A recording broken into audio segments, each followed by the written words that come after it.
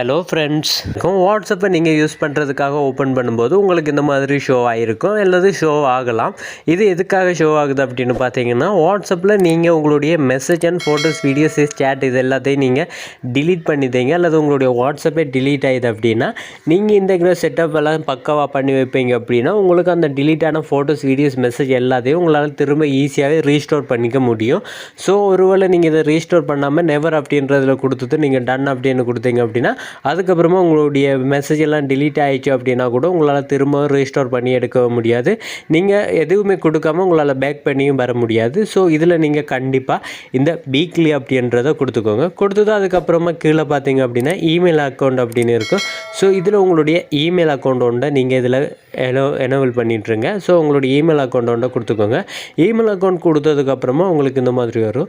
வந்ததுக்கப்புறமா இதில் நீங்கள் டன் அப்படின்றத கிளிக் பண்ணுங்கள். கீழே பாருங்கள் டன் அப்படின்னு இருக்கும். அதுக்கப்புறமா உங்களுடைய வாட்ஸ்அப் ஹோம் ஸ்க்ரீனுக்கு வந்துடும். இதில் உங்களுடைய சேட் எல்லாமே ஷோ ஆகும்.